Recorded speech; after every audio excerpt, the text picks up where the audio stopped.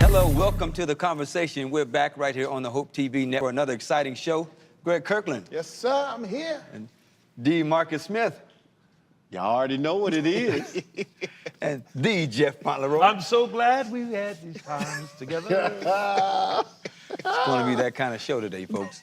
All right. Question, y'all ready for my question? Yeah, let's go. Okay, look. Yes, we're ready. If you could describe your life in one sentence, what would that sentence be? One sentence. One sentence. Unbelievable. That's one word. That's one. That's your unbelievable period. Unbelievable. That's my one word. Exclamation. He said a sentence. One sentence. Oh, one sentence? Yeah. Unbelievable. Unbelievably unbelievable. All right. This is unbelievable. Okay. Love it. Is that a sentence? We'll accept that. Okay. One Did sentence. Marcus? It's got a subject. My whole life, one sentence? One sentence. Ooh.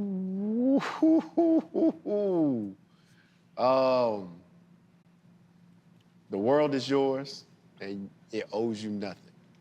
All right. All right. Greg Kirkland? What? I think mine would have to be my gift made room. Yeah. That's good. Mine would have to be, it's been a wonderful life. Yes, sir. It's been a Yeah. wonderful It's life. been a wonderful life. Yeah. Yes, sir. I can't complain. All the good and the bad together. It's been a wonderful I life. love it. And that's the truth. What did the young man say? The world is yours, and it owes you nothing. Going Short straight- answer, but we'll take it. Unbelievably We'll take it. unbelievable. We'll move on to the conversation starter. Maybe Kinda he'll goes give us together. more in the Kinda conversation. goes together. All right. All right. Let's talk about poverty and homelessness. All right. Wow. We know it's a big problem, and I've got, Sure. I do my homework. I got a lot of stats. According to HUD, in 2021, it sheltered homelessness. Wow. That means they were in shelters or sleeping on somebody's couch or somewhere. They had a roof over their heads, but they were homeless. Right. Wow. All right. 15,000 people under the age of 25 or on their own homeless. Wow. 19,000 veterans. Wow. Now, these are all people that are sheltered homeless. Oh, they're sheltered. They're Okay. sheltered homeless. Okay. Got it. But that only represents 46% of the homeless population. So there's another 54% of people who don't have 50 food banks that service 63,000 food pantries and shelters. I know, Jeff, that's near and dear to your heart. Okay? Let's talk about that. I've got some more stats, but let's just talk about that. Does that shock you or does that surprise anybody, the number of people in the country? Well, I'm gonna start from the rear up. Okay. And so the stats with the food pantry numbers, I don't think that is an accurate reflection on the major problem. And I'll tell you why, just from experience. Unfortunately, those who can will take advantage of that. I've seen it happen. And you can't judge, but you know. Sure. You know. Sure. So but I think those numbers are probably skewed somewhat in the recording of it. However, Of the number of people People. coming to get served from food pantries. However, any amount is too much. Into that unsheltered part. Man, I don't think that we do a good enough job in our communities in educating us about financial fitness, about services that are available, and don't be concerned about what it looks like taking on those services, but don't make it a long-term fix any longer. Sure. So, you always hear me say something about education, but I do believe that one of the things that we've tried to do here and will continue is when a person asks for help, let's say they need a box or two, we give some questions, not to kind of mess up their dignity or anything, but very tastefully ask questions like, what's your circumstances? Are you working? Is there anything involved with drug, alcohol abuse, or anything that we can help you with? Because the goal is for you not to need this next month. Sure. Okay. So what can we help you with? And we have an array of areas to assist here, thank God. And there's other areas that it's just a matter of knowing where that assistance is. Most of it is going to be a lack of, if I give you something this week, how am I going to get you off of needing it next week, the week after, and everything else? So the goal is always, what's the root of the problem? What's the root of the problem? Why do you need this week? And how are we going to get you from needing it this week to not needing it next month? So I think we need to do a better job. When I say we, any person who has access to any of that help, make sure that when those people, folks that come in, not those people, but people who come in that are in need, make sure that we have done our due diligence on the back end, so when we meet them, we have something else for them to go to. Perfect sense. In order to get off of that need. Sure. Gotcha. Okay. That makes sense. Those numbers are, it's like, your own community. Right. Yeah. Living in Atlanta, you see poverty, you see homelessness at certain places. For sure. And it seems to be, more aggressive. The numbers seem to be more aggressive in certain areas. Right. Where those pockets of places Right. are. Unfortunately, here, when you drive certain places, where there are going to be tents under the S, and where there are going to be, panhandlers and things of that sort. But to hear the numbers be as extreme as they are nationwide, Right. is just disheartening. Yeah. And for me, again, if I could speak openly, it would bring me back to a conversation that we had on one of our recent episodes where we talked about the United States going out to help other countries. Yes, sir. Yeah. Man. It still comes everybody. Right. You do what you can, you do the most that you can. Right. But at the end of the day, it's like we have I would here at home. Yeah. You know? And so what do we do? I mean, the richest country. Right. I mean, we've got. I agree. It makes it very hard to believe, and you made a good point. We cannot solve everything. Right. But I just find it very hard to believe that we cannot feed everybody. Right. That to me House everybody. Right. But to feed. Right. So especially, and not to cut you off, especially, now let's go one more step. Especially when you consider the fact of, let's just think of how, take it to an everyday practice, right?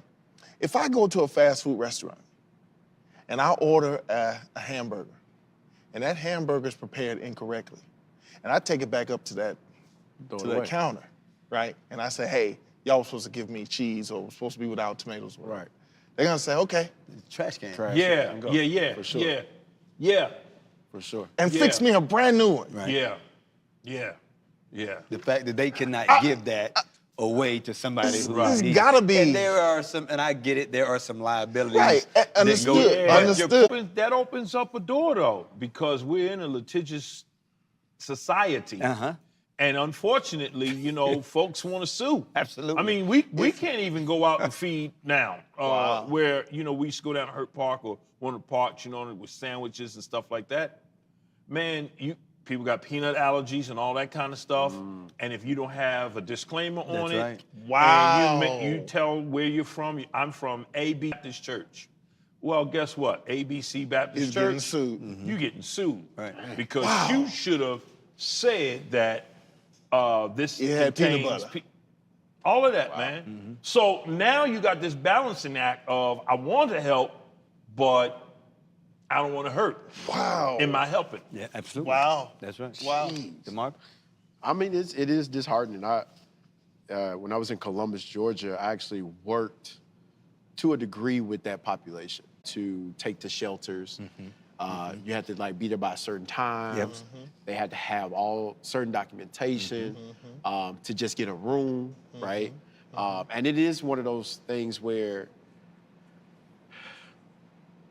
you have people who are genuinely really out here trying to assist, trying to help. And I think to Jeff's point, you do have those who are homeless or who are in niche of those opportunities when there are people who desperately need. I know a conversation, not even a conversation, I think it was something that I watched years ago where you have those people, and I know Jeff brought it up when we were just having discussions behind the scenes where you have those people, when I say take advantage, who have money. So in Columbus, you would have those who would literally, let's say, had 6 figures, drive great cars, but yet take advantage of the system itself. And so you're looking at people, you know, who we may drive past in Atlanta, who may be out on the streets. And I know that's a fact that our world is like that, but that's that's a miracle for you. Sure, Somebody gonna find a way to do. But one of the statistics that really stood out was I think the demographic 25 and below. I can definitely see that because you do have those students, young adults who are in transitional phase. Absolutely. Who Absolutely. That's good. You know, they leave home or they go to college. They go. You know, they think that they have these set of dreams and goals, and I believe a movie said it best, where they entered the world and the world was too big for them to chew on. And so just ultimately swallowed them whole. And that's a good point. And they don't go back home. Don't go back home. They don't go back home for whatever whatever reasons. Well, and you have, you know, this is just the time that we're living in. You have a population of the gay, lesbian, transgender lifestyle. You know, people who are because of animosity in the families, of a lack of understanding in the families, are either forced out or choose to leave to have a more peaceful life. Sure. You know, because if all you're going to catch at home is hell over what I chose, then I have to go somewhere else where at least I can be at peace. But sometimes, to your point, that you've gotten out there because you're escaping from something. Absolutely. But you don't have the resources to take care of yourself. So you find yourself out here and again going back home. So, go ahead. you know, there's another culture part to this too. And, you know, many of us will understand it because we're from that. And I think that our parents did a disservice to us because it was, hey, you're 18 now, you graduating, I'm gonna need that key, you're gonna have to get up out of here. Like, okay, well, do what? I'm not ready. And do what? Or they're not ready. You know, so now a lot of us had to go. Right. And we had to get a job. Right.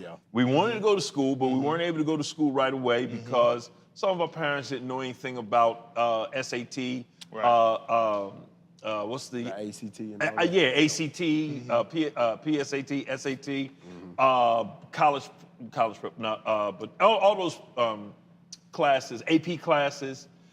So we had to work a little bit before we went. For sure. So now we're 18 years old, man, and we out here with grown folks. Absolutely. Where in other cultures, they bring take them care in of, and say, okay, And we're set 'em going to up. prepare you Right. to leave. You're going to save your money. We're going to help you save money. We're going to get you a skill. Electrician. Okay, John's going to be an electrician. Mary's going to be a lawyer. And they set them up for that. And in our culture, we all have these stories. Man, my mom, when I graduated from high school, my mom was like, look, boy, you got 3 weeks or you got 2 months. That's different than the experience that I had in my neighborhood and in my friends. Right. Like we were never, I don't have any friends or people that I know that were forced into that situation. Like I mean, I didn't. My friend, I went to school. You Some should of have been in my house. Some of my friends went to school. Some of them just went to work. Right. But I mean, mine, and it was just on your own. I remember I moved out when I was working at a steady job and was ready. And my mom said, you know what? Are you sure you're ready?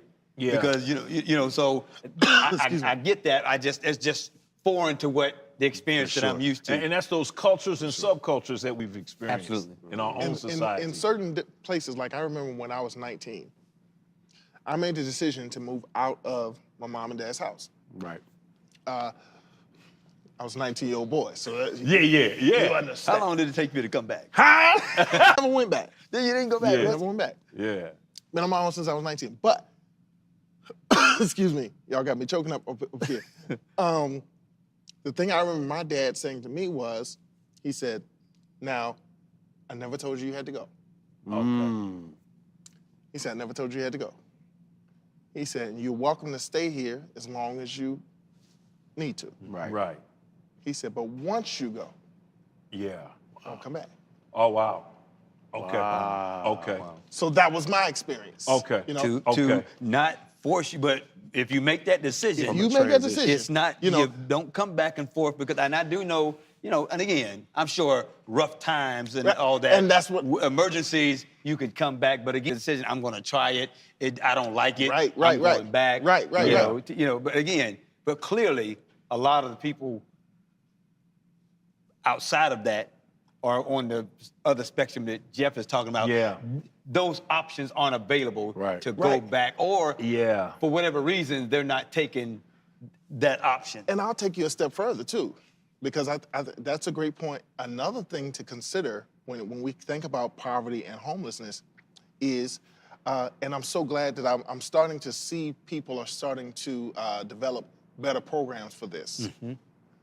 I remember it had to be at least 10 or so years ago. I was doing some side work for a company where I would help them drive people who needed to go to their medical appointments, Okay. Yeah. right? Yeah. Okay, appointment, drive home, Right. things of that sort, right? Right. Okay, I had a call one day to pick up a gentleman from the Atlanta Mission, Okay. Okay. Yeah. right? Yeah. Okay, I had to go inside and get him because he had been released or whatever it was, whatever the story was. I had to go inside and get him to Right. transport him to wherever he was going to go, right? Right. Okay. No, please don't judge me. Please, Yeah. please. I love all people. Please don't judge me. Okay. But when I immediately, when I saw him, I said, mental health. Right. See? Right. To the point where I didn't want to drive him where Right. he had to go. Right. Okay. And he ultimately ended up saying, I don't want to go. Okay. Okay? So I ended up keeping him there. I said all that to say this. This is the point I learned. There are a lot of homeless, poverty-stricken people that are stricken by mental health. Yeah.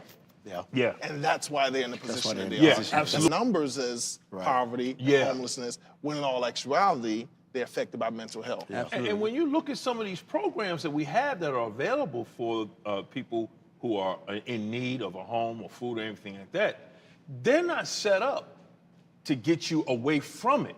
They're set up because the more they serve, the more they get. Absolutely. Okay. It's a So, benefit to them. I Okay. don't want to get you off. Okay. I want to serve you until next Just week. enough. Wow. Got it. Wow. Because you control my funding. Let's look at some more statistics.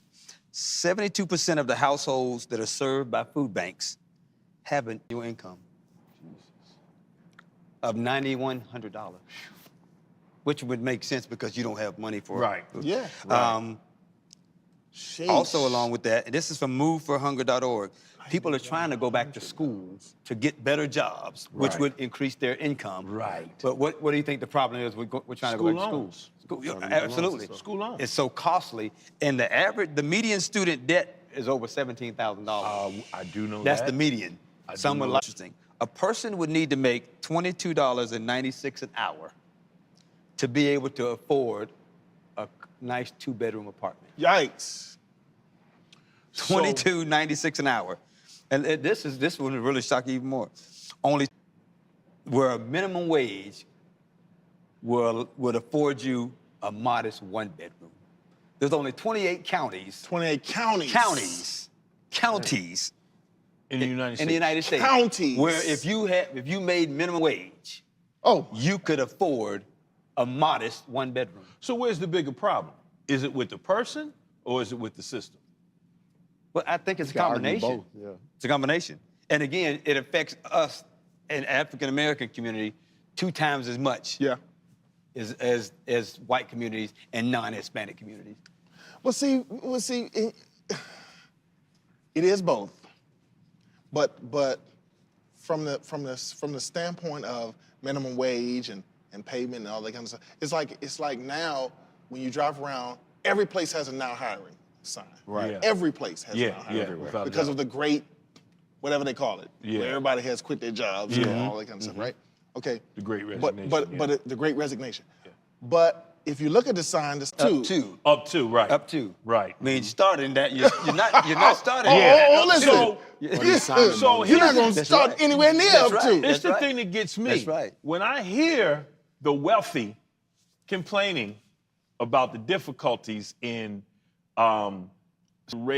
cities trying to raise the minimum wage, and when I hear them bawling and all of this, first thing I think of is I saw an interview where this one young family, male and female, were complaining that we had to give up our second home out in Aspen.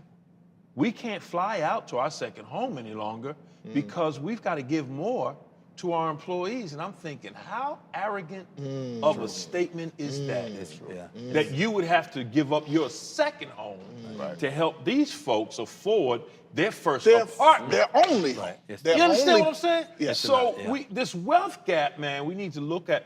We're in a greedy nation, and when you look at the top 1% making more than I think 98% of us, I mean come on, man, how does that happen? How does that happen? It's a lot. Look, look, this thing is look, Okay, all right. Time for this segment. It's Right when my brother was ready to go. Well, we gotta go. We gotta I'm go. sorry, man. One more thought, DeMarcus. Go ahead. Let me get your thought. No, because he's going to open up something. So Okay, leave that let's alone. let's not open it up. Sorry. Yes, sorry. we know every time we talk about something, it can go so many ways. So Absolutely. good topic. Look, we'll be right back with That's Debatable. Stay tuned. If your support system wasn't what you wanted, what do you suggest if a person's going through what you've gone through? What type? Would need to open up to mental health. That's the first thing. As traumatic as it was, I know in the African American community of the brown people, we don't believe in mental health. And that was one of the strongest things that I went to. When you have dealt with disappointments on our level, how the devil really wants you to isolate yourself. You want to get to counseling. You want to get to people who've gone through the same things that you've gone through. Sam, Elmo. Oh, hey, Julia. Are you ready to play band with us? I'm going to play my clarinet. And Elmo's gonna play his drum. Drum loud. Oh, well, you know what to do, Julia. Julia knows. With Julia's autism, loud sounds can be too much. But she still loves to make music. Play band. Early screening for autism can make a lifetime of difference. Find out more at screenforautism.org. A lot of what I've seen in my practice and doing therapy for over 26 years is a lot of times when people come and they talk about, particularly in family dynamics and particularly in marital dynamics, people don't feel safe. They don't feel as if they can have conversations that are needed because they are in fear of how they're going to be perceived and how they're going to be received.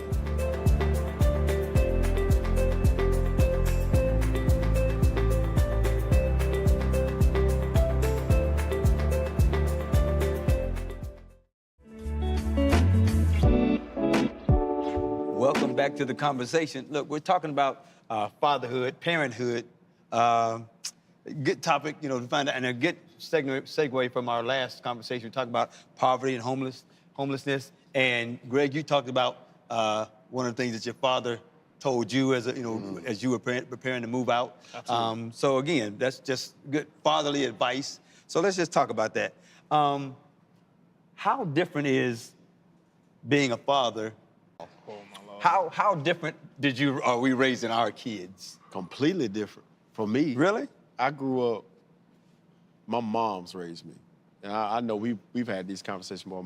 My actual biological pops chose not to be there. Mm-hmm. So growing up, the way that I grew up, I still had great male figures. Had my grandfather, who was a strong father figure for me. Had my uncles. who were strong father figures for me, and my mom's second husband who stepped in, right? But the time that it was just us, it was different. But to where I am now, I know it's completely different. For my decision for me, that was a no-brainer.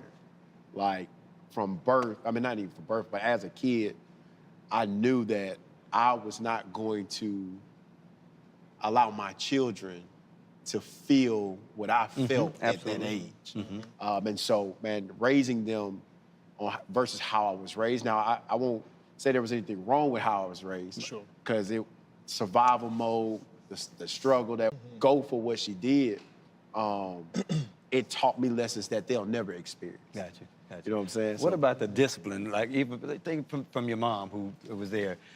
What's different from how you were disciplined than how you discipline your kids? Or do you find similarities, like you turning into your parent? I think that's inevitable. I think all of us have experienced that great moment where we made a statement. We were like, God dog it, I sound just like. Hey, but you got to keep going. You got to finish it up. Yes, sir. Yeah, I will say. Now, my mom was. The golden rule was, you know, a woman could not raise a young boy to be a man. But which I think is a big myth and just as wrong as it can be. True. I think it's just, I give it its positives and negatives. I mean, but it's definitely one of those things that I had to. She taught me it was like a different grace as a male. And I'm kind of grateful for it because my grandfather wasn't this dictator real hard. He taught me to look. He taught me like the little tone that you give him a little bit. But he never was one of those dads or one of those father figures that was just, I'm about to kill you, right? Sure. But then my mom's first husband, he also taught me the opposite lesson. He taught me that he was that hard, abusive. I'm talking about to her, us. So he taught me that lesson from that side of what not to do. Absolutely. And I say I disagree because I don't know, and I'm being honest, I don't know if my father had been around. My mom was just that person. She was just so strong to where she wasn't trying to be a man. She wasn't trying to be my father. She was the parent raising this son. I feel you. And I respect that. And I don't think it requires somebody to. Again, my mom didn't show me how to shave, of course. Right. But she made sure how to shave. Right. You know, she put those resources around and all of those things. So I don't know if life would have been any better. Like, I can't think of anything other than having that male person around. Right. And I had, like you, I had some great male role models, my godfather and some men in church. But I don't think having somebody in the house would have made being honest with you. I feel that. Sure. When I think about parenting now versus parenting when my dad and my mom were raising me, there are two words that I think have shifted parenting now. Cable television. So much more detailed and you said they're not exposed? No, they are. Oh, they are. Okay, I was going to say they should. You gotta have them conversations. No. Yeah, you gotta have the conversation. Yeah. For sure. For sure. It's almost like sometimes I think now I understand why we had the what they call it with the UHF. Yeah. Where you had to turn the knob down. You got 13 channels. That's why TV when went TV off. went off. Listen, A UH what? a UHF. What they call UHF? Where you had to turn the dial. The TV only had about 13 dials. 2 to Turn the 13. knob. Yeah. 2 and Wait a 13 minute, were normally. Wait, you don't know about this? No. 2 and 13 God. were normally public access. Right. Exactly. So you really 13 just had was like 3 PBS and You really just so had you had the 3 main networks, channels. Yeah. one local. ABC, Okay, NBC. y'all gonna go off on a tangent about No, television. it's necessary. It's necessary. It's necessary. What does that have to Let do me with say something about that parenting different, because I want to chime in on that. So my mom, First of all, let me say this. No disrespect to my dad or anything like that, but it worked out for the good. I would just say that. Let me just that. I would just say what you just said. Yeah, I would ditto it worked that. out for the worked good. out It for worked the out for the Absolutely. good. And actually, my dad and I had this conversation that he actually opened up to me to let me know that, you know, based on his circumstances, he just did not want to mess up another life. Got you. Wow. And he apologized. Okay. Wow. It was wow. like, wow. I respect that. And yeah, I had to do the You have to same respect thing. that. You may not love it, but I respect. Brothers, and then she had brother-in-laws to her sister. It was 5 girls and 3 boys. So she made sure that I was around enough positive males Right. that I got what was missing in the house. Like, you know, the shaving Absolutely. thing and all, Absolutely. because I shaved the wrong way and had bumps and all. Yeah. And I remember her telling my grandfather, I know she did, because when I saw my pop-up, the first thing I was like, hey, come here, I want to show you something. And it was about shaving. Wow. And then we also had, she made sure that we had, I tell you, this is incredible, man. She made sure we had subscriptions to Ebony, Jet, So you can see. Black Enterprise, and then Ebony came out with a magazine called Ebony Mail. Absolutely. And in those, it had grooming tips. Wow. It had finance tips. Wow. So that was kind of like my Supplement. supplement to my Bible. Wow. You understand? You read the Bible for spiritual Absolutely. nourishment. Sure. But then these things helped you with your physical and all. Absolutely. So I say that I hear this thing, you know, women can't raise men or boys to be men. No, they can't, but they can provide a nurturing part of that young man in order for him to be raised as a good man. My mother made sure if I went to go play basketball, she wanted to know who the coach was. Who they people? Who is it? Okay, he's cool. If I was going to a dance, who's gonna be there? What club is it? We had social clubs. They gave the dances. What club is it? Where they gonna be? So it was all, and then we had escorts. We had the chaperones. We always had male chaperones. Yeah, we had male chaperones at the dances. Okay, gotcha. So she always wanted to know who were the chaperones. Gotcha. Because they were there were normal chaperones. Okay. Them big hard dudes that worked at the high school, you know. Make sure where this story is going. Chaperones. Chaperones. Okay, we with you now. Male Chaperones. overseers. We with you. All right. So she made sure That you were surrounded by male influence. Yeah. Now We got you. the other part was it was some of the OGs in the neighborhood Okay. Sure. that, you know, it was a Gave thing you the of, flip side. okay, I know they there. I know that they gonna overlook and see what my son is doing, but I know that they ain't gonna go but so far. They doing what they do, but they ain't not gonna allow the young cats to do it. Gotcha. So, Greg, let me ask you, so on that point, it used to be where it takes a village. You know all the different sayings. Oh, yeah. Do you see that now to where you have that same sort of That it takes a people in the village. neighborhood to, and again, because that is a part of a difference of how being raised now. We live in the suburbs and we don't know a lot of our neighbors and Absolutely. things like that. Absolutely. So where you may not have those people, and that's a part of a different style of raising Absolutely. because you can't be there all Absolutely. the time. Absolutely. And No, it's before there different. were other people around, but now Yeah, but I that- know when I work in this, when my kids were younger, it was them, mom and dad at work, child at home. Yeah. Nobody else around in the Right. neighborhood Yeah. to go knock Absolutely. on the door. Don't let Absolutely. anybody else in the Right. house. Yeah, absolutely. That kind of stuff. So what are you seeing? No, Right. I mean, it makes sense in some cases, but then at the same time, in some cases it doesn't.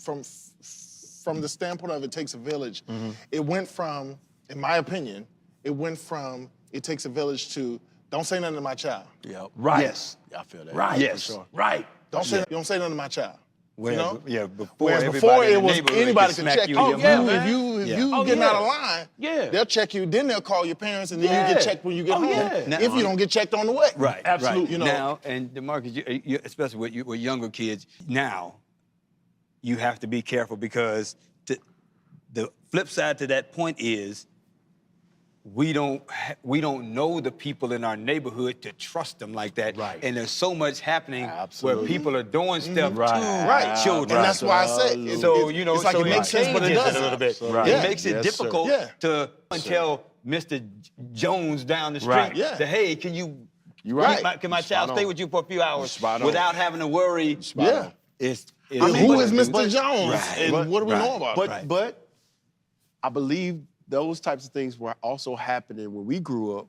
The only difference is it wasn't as, because you look at certain traumas of like our parents, Oh, or absolutely. my parents and stuff like that. Yeah. Because of how the world is now, our parents are having those conversations like, yeah, that happened to me when I was a kid. Or X, Y, and Z. Sure. Absolutely. Right. I think it definitely was happening, Right. but I think what Greg said, cable television perversion exposure. of Oh, man. society and Yeah. culture Has has shifted. shifted it to where It has shifted so much, man. sex is on the mind so much. So these don't people back in the day, they didn't have the access. So Yeah. Mr. Jones back in the day, Yeah. there was occasionally somebody in the neighborhood that was doing that, Right. but you did not have, Mr. Jones wasn't sitting in the house watching 300 channels of all of this crazy stuff that gets us. And not just that, but and God knows that there are so many unfortunate cases that happen in those generations Absolutely, before. absolutely, no doubt. But at the same time, because of the village,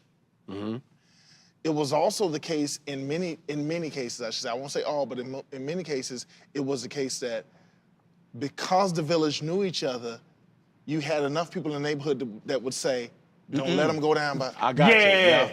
Yeah, I was gonna say that was absolutely. Let 'em go down by you Mr. couldn't Jones' go to house. everybody's house as a Yeah. child. No, you can't feel go me? play in the Yes, house. Oh, yeah. Don't you Oh, I no, remember let me it. find out y'all down there playing down there. I They got an remember uncle so that lived in well. that house. Uh-huh, They got an uh-huh, uncle in that uh-huh. house. Look at here. Yeah. Sonia, You're right, I brother. seen Jeff down there. And so the down by the village pink house. You're right. was Don't still go down there by come the from pink down house. there. Yeah, you can. Hey, come from down there. It didn't tell you nothing. Just say, hey, And then when you get home, they say, I heard you was down there. Well, yeah. didn't I tell you to stay Don't sit on that. Who lived down the street Yeah. rode by and saw you over there. Hey, Jeff, come here. Come here. Go, get up to Go in front of your home. house. Yeah. You didn't ask why. You see what I'm saying? She So didn't it's tell you like, why. Yeah, that's so funny. So it That's still right. was a village. Still was a you know, village. you know. Yeah. And so now, right. That's good. You know, Yeah. for example, one thing we're proud of is that we live in a family-driven subdivision in our cul-de-sac. We all know each other enough that we know names and we know how to speak to one another. And so we do have that kind of look out for one another. When we go out of town, they look out for our house and vice versa, things of that sort. But there's still that stigma of, but don't say that. True, man. You know, just last night, I was back in my hometown, and I was driving around like a lot of people do, you know, like, oh man, I remember that, I remember this. And it was like, daggone, man, we were so anxious to move out into the burbs and to move out into here. And look what happened. Yeah. Look what happened. But then I started thinking, you know what? Was it really all that good? Because it was good and bad. Because as I got older, an OG cop and you could put together stuff as a detective. But what I also learned was you read those obituaries and saw that, oh, This was such and such. Cheryl Uh-huh. and John were actually sisters and brothers, but they went together at. So now you read those obituaries and you start putting lineage together, and you like, It was a soap opera. Well, y'all had a whole lot going on in Jersey. oh, that's what we doing. There's a lot going on in Jersey. Hey, let me tell you something. Read the obituaries, my friend. You'd be surprised. Things have Let me ask this changed. question. What is one thing, is there something that you're glad that you taught your kids or that you wish sooner? It's something that you glad you do. I'm glad I told him that, or I wish I had taught him that sooner. You know what or I'm I wish glad? I'm glad that I taught them finances. The importance of knowing your money. Good. Knowing that you can't spend more than you make. Absolutely. Wow. That's good. Wow. That's a We, good we lesson. sat down Wow. and had tabled sessions every week. Everybody had to come with a pen and a pad, something to write on. Wow. And my wife and I, we showed them what the budget was. Wow. This is what we got to pay. Wow. This is what we have left over. This is what we tithe. Sure. This is what we save. Gotcha. This is how you keep track. Sure. That's good. Man. DeMarcus? I mean, I got young kids, so I'm still teaching. Sure. I'm still learning and still listen, teaching. And I have a forever 17-year-old and a yeah. 20-year-old. You will always be You're teaching. always Yeah, gonna for teach. sure. And I got a 37-year-old, and and we still to your teach. point, that what you teach at different ages it'll Right, change, right, it'll right. shift, and you'll tell them the same thing. Yep. You'll In a just different tell way. them in a different way. Absolutely. And that's the thing. I want, and I'm gonna always say this because I value my brothers on the stage because y'all always teach, especially when we had those conversations about how y'all raise your kids. It helps me. But even I would say, I think what I'm doing as a father now is holding the crown over my children's head, and not just teaching them, but showing them how to grow tall enough into that crown. Yeah. And then to take that to the next level. So once they reach that crown, also hopefully give them an understanding of how heavy that as a future father, mother, Absolutely. you know, husband, etc. And so just being in that stage, I would say, to answer your question, as a father now, I think the best thing that I'm teaching them currently is I'm there. Yeah. That's good, man. Listen. Yeah. And I'm gonna give you everything I got. Listen, Yeah. that's You it. You said a mouthful Yeah. right there. So Absolutely. let me tell you You're something. there. I'm there. That's I'm what there. you. That's what you. Hey. Yeah. Right. See, for me, I think it's a couple of things, but one thing I can say for sure now having teenage daughters is one thing I tried to always be careful of was to not overreact when they shared something with me. Oh, yeah. I remember you started speaking about that in other episodes. Man, Boy, you listen. taught me a lesson on that one. Yeah, that's Listen, important. I man. started me that out. from an early age that no matter what they said to me, Yeah. I did not wild out. got I me just talking. was willing That's to huge, man. hear what they That's had big, to bro. say, Especially not for a flip black the script man. on That's them and huge. lose my mind, but then turn around and have a conversation with them about it, give them a perspective on it to make them have a better, clearer understanding. Give them that opportunity to. Exactly. Yeah, man. Now that they're older, especially because I have girls. Yes, sir. Now that they're older, we're able to sit around and have conversations that they feel comfortable enough to come to me and share certain things with me. And I'm no fool, but now I know that even if they're not talking to me, they're talking to Leslie Yep. or they're talking to their mom because they have developed the understanding that I can be open. Right. And I can share that I'm dealing with this happened to me, this person said such and such to me. How do I handle this right here? Greg, What that's so you know, big, man. and That's and, huge, and bro. the ability to be open with my children. Absolutely. And so I do That's right. let them be. That's right. I hope y'all listening to That's this, good, man. that's This good. is Yeah, that's it. You know, That's so big, man, because I learned that a little later. Sure. Not too late, but a little later. Yeah. You know what I mean? Yeah, man. I erred on the side of being the hammer, Yeah, but it was trying to err on the side of caution. absolutely. But I learned that lesson a little later. Yeah. A little later. Yeah, man. you can run them away if you Absolutely. drop that hammer down. Absolutely. And And we've all, it's- I think we, Yeah. And I without know us ill who have intent. older kids Yeah. definitely Yeah. have. Yeah. And there's no ill intent. Yeah. Absolutely not. It's just that that's what you're That- trying too to protective save them. sometimes. Exactly. Too You're trying to protective. protect Big, them. man. But That's so man, big, listen, Greg. the best thing you can do Yeah. is allow your kids to have an open space. But let's throw some shots at one of the issues that we have now is these grandparents. My God. That's the biggest, My the God. biggest thing we battle because My God. the stuff that my mama That- wasn't there. My mom and dad are Let not the me do. same parents that raised me. Listen, All. my mother and my mother-in-law before she passed, listen, Man. they will go and spend $200-300 on some Yes, sir. sneakers for Yes, them sir. my kids Raggedy. with Yes, not sir. and will Let me tell you fuss if we something. say anything Yes, about it. sir. You don't tell me how to spend my My money. money. Hey. But On you my didn't spend baby. my Let me money. tell you I something. wanted that money when I was You are so right. Let me tell you what I did. So my grandkids were supposed to come here for the summer, near the end of the month, but they're playing football now, so they can't come. Sure. So guess what Pop said? That's okay. Don't worry about it, baby. I flew down last night, Oh, my and I went God. to go see my baby Oh, in Jersey. see? I knew one was working. Showed up on her job. Pop. See? Hey, baby, how you doing? See? Come Now, when here. your kids were growing up, you probably Let me said, put a little- I gotta work. Let me put a little sugar in your pocket. That's right. See? Went and saw the other Something three. My son was like, Dad, when you get here? Hey, man, Raggedy. where's the grandkids? Raggedy. Like, You ain't wasn't come even to there see for me? him. No. Raggedy. Where them babies? You're right. I went to see them, man. No. Grandparents. Hey, And guess what? Make me my youngest is coming over tonight. You know what my wife was today? It's your fault. My wife has been shopping, came home with all these bags. I'm like, what is all this? For the grandbabies. Oh, baby girl's coming over. She's spending a couple days. Hard on You're some making of it us. hard. You're making it Matter hard of fact, on y'all some of us. disrespectful. And my daughter says, who are y'all? My son even says, Dad, this is wrong. See? You know, but again, but to see the love that the grandparents have for those kids, Yeah, man. it's just it's a different. They say it's you can attest. They say it's a different kind of love. It's You know what's when different? your child has a child. You know what's different? We don't have to be responsible for all that. This This that, is what and the it other. is. Because They just at the end of all the you day, can do is boy, love I'm them. sending them home. That's all you We're gotta do is love gonna go on that note. That's your problem. Y'all disrespectful. That's what it is. We're going to go on that note. Yeah, I'm Look, talking to you, Mom. I love you, but you're disrespectful. we hope you all enjoyed another episode of The Conversation. Boy, this was Again, good we've stuff. had a great time sharing our thoughts with you good stuff. right here on The Conversation on the Hope TV network. We will see you right here again next week, same time,